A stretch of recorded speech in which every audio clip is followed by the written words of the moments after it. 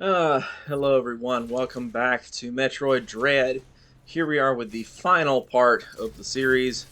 It is going to be a fun one here. Wait, where's my TV remote? No, where did my remote go?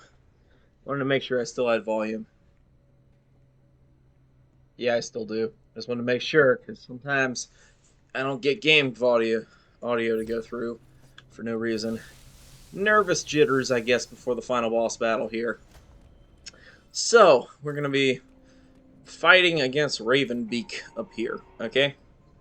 And at the end, we're going to discuss what's going on with Ravenbeak and possible theories about Adam. So, as you might see during this part here, or rather you won't see because we're going to battle Ravenbeak, but, you know, still. Um, let's talk about the fight a little bit as we do it. So first things I'm doing, we slam him as much as possible with as many ice missiles as possible. In all phases possible, you know? And we're power bombing this thing as much as possible. We won't always get it, but still. And yeah, this fight is a lot on execution, and that's about it. So, yeah, so this is Ravenbeak. He's our evil Chozo dad dude, you know? And, yeah, he likes to try to kill us and stuff like that. You know, fun, normal father stuff. And, yeah, this guy is just great. Yeah. So, anyway, his real weakness happens to be the ice missiles. You just want to counterattack him to initiate a phase where you'll get to shoot him a bunch. Power bombs will do damage to both this and the sun attack, so I just like to use it for both of them. That's just my honest opinion. He's now become invulnerable, FYI, so, you can also take this thing down with ice missiles, but, I don't know, I was a little late on that timing. Sadly, he's not vulnerable there. Anyway, okay, we got him. Whenever you counter one of his attacks, you get health and ammo and stuff back. We should now be on to phase 2, but we'll talk about Ravenbeak after the fight. This fight's a little involved, so there we go. Okay. Samus has Metroid powers. He's been Adam the whole time. He reveals that fact. Or at least he's been Adam part of the time. He's now in phase 2, which is where he's going to pull out his wings. Phase 2 is considered the toughest of the phases. Somewhat, you know, at least it used to be. And the way I deal with phase 2 as much as possible is I dodge whenever he does anything. That's my strategy. Until I can figure out what attack it's going to be. I just do the dodge button, which I consider to be the morph ball button. I just do that forward to slide places, and then I decide what to do from there, you know? So, when he's gearing up for any attack, I just will do the slide. And it tends to work a majority of the time. My timing was off on a few of these. There's actually no way to heal during phase 2 to my knowledge. That might be a little much information to take in because I'm kind of focused on the boss battle. But still, I just dodge everything he does in phase 2 as much as possible. And that's kind of just where I decide to do things from. I just dodge, and then it kind of becomes obvious which attack he's going to do. That's my entire strategy to this fight. Dodge and attack. In phase 3, I just don't even care anymore. Like, I normally have enough health there to take him down easy by the time we get to phase 3. So, we'll see if that's the case here, though, because I did manage to take a few extra hits that I didn't want to.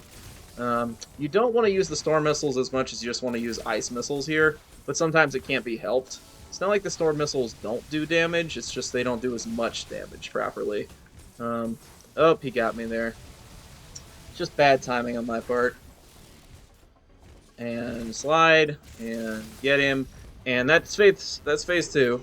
So, Samus shoots off one of his wings. And for some reason, he doesn't just fold up his other wing. He, like, tears it off here for some reason. I don't know why he does this. He's just an idiot, I guess, who masochist or something. Anyway. So, he's going to gear up a super attack here. So we can just shoot him in the back while he's doing that. He'll do his phase 1 attacks. This is like phase 1, but a little bit easier in my honest opinion. It's kind of what I consider phase 3 to be. He will do the slams and stuff like that, so he will do a bunch of his phase 1 attacks that you really hated. Really love to hate. He's going to gear up his beam again here. He missed, so that was good. He'll use this same attack as well with the dark matter portal whatever thing. We'll just do that. He's also weak to power bombs, so you can keep using power bombs here if you find the timing to do so. He's just not that hard for phase 3. Phase 3, once you master phase 1 and phase 2, phase 3 is not that bad at all. Phase 3 is actually pretty easy. You'll learn to love it pretty soon into the game once you make it here instead of just dying. Because I always got killed by this point, you know? So, anyway, that's the fight, everybody. That's actually the best Raven Beak I've ever managed to accomplish. So, yeah, kudos to me on that one. But we're going to watch the cutscene because Samus has earned it at this point. And, yeah, so... This has been a fun walkthrough, guys. We're not out of the woods yet. We still got to do escape, which I've never messed up the 4 times I've beaten this game, but there's always a first time for everything, right? Anyway, for anybody who's having trouble for Ravenbeak, just remember the key is ice missiles the whole fight, and you just want to keep hitting him with ice missiles and storm missiles, but primarily just ice missiles will do the job just fine. And learn the attacks in Phase 1 and Phase 2 particularly. Phase 3 is basically just Phase 1 again, but a little bit easier because you can't do invincibility. Yeah, just learn to read the attacks, and in Phase 2, my main suggestion is always start by doing a little dodge move. Either the flash shift or my preference being the slide ability. Just use that in every single time he starts doing stuff, and you'll have enough time to react to it. Anyway, here he is strangling Samus, even though, I wouldn't think Samus's power suit bent that easily so that it cut off, like, you know, airflow to her, but I guess it is. He also doesn't, like, just, like, throw her down here. He's just, like, still choking her for no reason. But Samus isn't going to have this. She's got to come back and, like, you know, take him down here. I really love this scene. It's just like the, ah! Oh, wait, I did say I was going to do unlimited power here, right? Unlimited power! There you guys go. I can do better. I'll do better when we have the Hyper Beam in Super Metroid. I'm feeling like I need to do walkthroughs with commentary of every Metroid game up to this point. Yeah, we'll do that soon, because you guys seem to like them. But yeah, unlimited power. You gotta love it, right? Okay, so Samus totally, like, saps away all of the energy of Ravenbeak, just, like, totally annihilates him and destroys him, humiliating him. He's just, like, so sad. He's like, how could you? How could you? I hate you, Samus. Anyway. Yeah, Ravenbeak, though, what a dumb villain, you know? This guy clearly did not know what he was doing to conquer the galaxy. He had all the tools to make it happen, and yet he, like, messed up. Also, do they even know what a raven is? Because, you know... Otherwise, why would he be named after a bird on Earth, you know? He's a Chozo. Shouldn't they have their own way to name things? I mean, it would make sense if he's like one of those Chozo birds from Metroid Prime who I shot in the sky. I mean, you could totally see why that would be his motivation. This final sequence, you don't even have to aim. Just hold the button for shoot, the charge beam button, and you'll be good. That's it. You know, just hold it down, and you can see the devastation of the Hyper Beam. Yeah, so Ravenbeak obviously did not have Metroid DNA that he injected into himself because he became consumed by an X parasite. So clearly, you know, an idiot there. Yet for some reason Samus doesn't actually go on and absorb the core X here as you would normally do. She just like annihilates it for some reason. I mean, it's right there. You can just like reach up and grab it. But she's like, no, Hyper Beam for the win. I don't need more abilities. I'm Samus, you know. Anyway, you gotta love this badass, like, awesome, you know, suit here, don't you? But it's 3 minutes to escape, so let's get going, everybody. Yeah, this escape sequence is honestly not that hard, if you kind of know where you're going. If you have some issues with the Hyper Beam, then I can see why it becomes a little bit of a difficulty. But you can kind of hold it down every time you're not space jumping around, and at least have some fun shooting stuff, you know? It won't slow you down at all, so I see why, no reason not to, if that makes any sense. Yeah, the Hyper Beam's just plain awesome.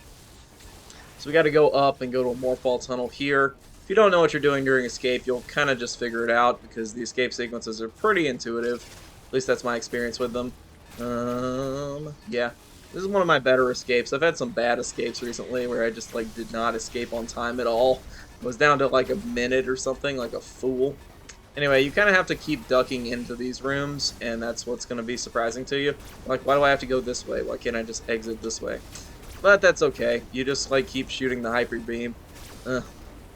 As in many final Metroid escape sequences, it's not actually that difficult. Just shine your beam everywhere, and you'll hit some stuff, and it'll blow up. And then there you go, you know? Look at how big that beam is, too. Isn't that awesome? Isn't the hyper beam like really awesome here and just like not as awesome in Super Metroid? Anybody else feeling that way? Anyway, this is where you want to do your run sequence from. So you want to get a shine spark here, totally let it rip here, go this way and up through the top. And this is a hyper beam door. That's why you couldn't unlock it earlier. We're down to nearly a minute, but we're making pretty good time. My time is nothing fantastic at this escape sequence. I am no speedrunner. But, yeah, that's going to be it for Metroid Dread. So, yeah, we just got to make it up here. And, yeah, there we are to our ship, 108 or something like that. 108, 114. I didn't see what the escape time was. But, still, we did it. So, Ravenbeak is now dead. Samus is now fully a Metroid or whatever. And, yeah, then we have our buddy, this is Quiet Robe here, who was ex-parasite infected, and he's going to help us out by giving us back our gravity suit and whatever, by becoming a Core X or just an X period, who's going to somehow take away our Metroid suit. I don't know how that works for some reason. I don't get it. It's very similar to what happened in Fusion, but still, it's... does Samus still have her Metroid powers? I mean, I would hope so, because we kind of need those. So, I mean, I would think so. I also really don't understand why he sacrificed himself to save her. But see, she still blew up a planet, so it's all good. She's doing better than the Death Star so far when it comes to blowing up planets, isn't she? Okay, there's Metroid Dread, everybody. So while the credits roll and we get proper, appreciation for the creators here who did a fantastic job with this game, let's talk through our feelings about Metroid Dread overall and the whole adventure. So, first off, I wanted to say about the storyline, there are still a few things that are confusing. One question a lot of people bring up is Adam. So, was Adam ever available on the surface or not? The primary argument that says he was never on the surface at all, is based on the fact that Adam never calls Samus lady.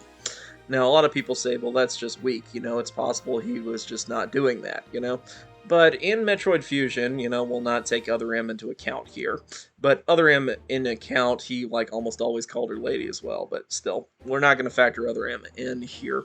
We're going to point out that in Metroid Fusion, once Adam became, Adam is awakened from just being a normal computer, right?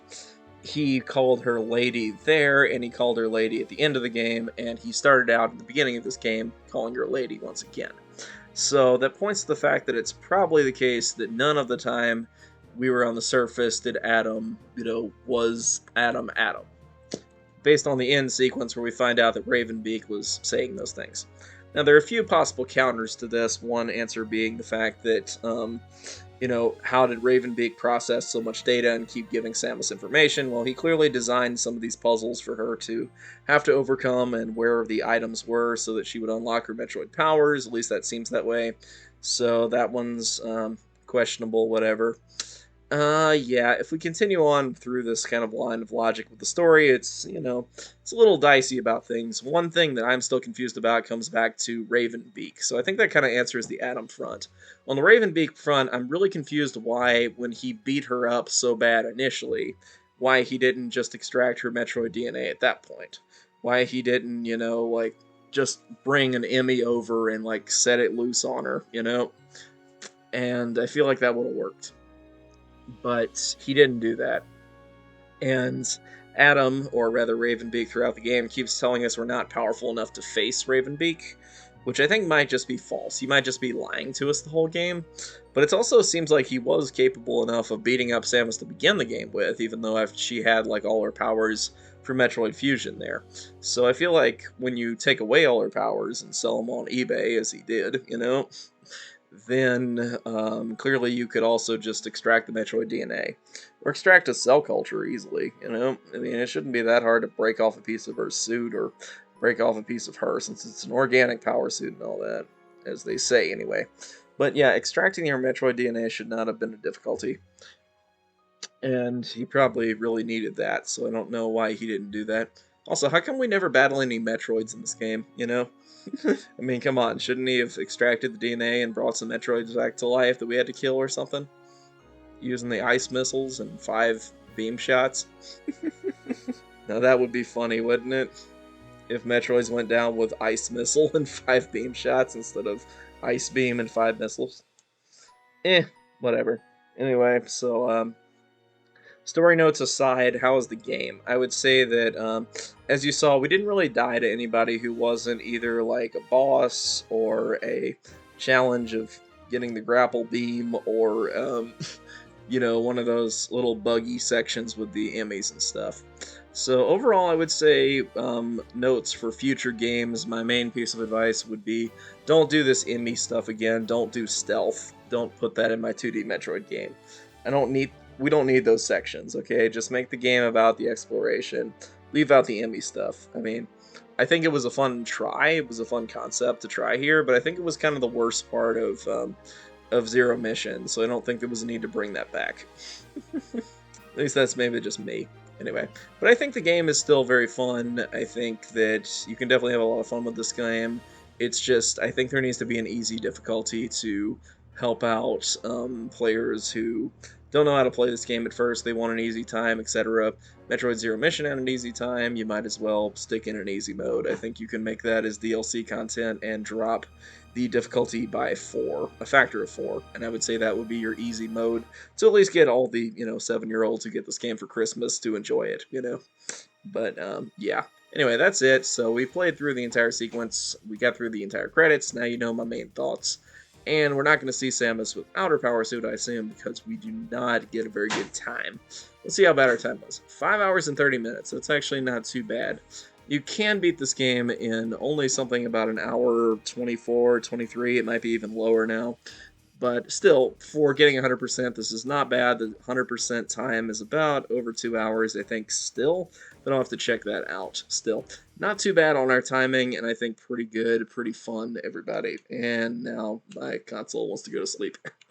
But thank you guys for watching. It's been a fun walkthrough, all 36 parts of it. Hopefully you guys have enjoyed this, and I'll see you guys next time with some more Metroid stuff on this channel, as always. So, let's first get back to, let's go through the concept gallery quickly first, by the way. Let's quickly do that. Too bad those aren't games you're unlocking. Anyway, here's our 100% walkthrough. Here are the previous 2, so clearly I'm getting faster every time, So, anyway, let's look at the concept gallery real fast. The extras, Here we go. Here's the gallery. Pull up all those fun images, etc. Show you what they're all about. Okay. Ending rewards. Well, you get actually more ending rewards the faster you manage to beat the game. And, of course, in hard mode and stuff like that. Also important. Yeah. So here's a Samus picture for the number 9. But here is Ravenbeak tearing off the first Emmy's arms. Introduced the concepts of the Emmy pretty well, etc. I think that's what it's about. Here's Kraid being set up by the Chozo here. We have creating the experiment, monitoring the experiment, something like that. Do we have to bite there? These Chozo being fed, I'm guessing, to the experiment or to some monster, etc. Thanks a lot, guys. Let's see. This is the first boss being taken from his initial area in Gavarin, I would suspect, over to the main area as a fight. Here we have the creation of the our tar monster base guys, the pushing a quiet robe into running the Emmys, conquer the universe, etc. plan, and Samus with Mother Brain, Kraid, the Emmys, Adam for some reason, some space pirates, I guess, or something. There's Ravenbeak over on the side. No Ridley for some reason, but some Metroids. and yeah, it's a fun game, you know. So yeah, thank you guys for watching all that, seeing through all the way to the end, and it's been a lot of fun. And I'll see you guys next time with the next video. Yep, stay tuned, and I will see you all later.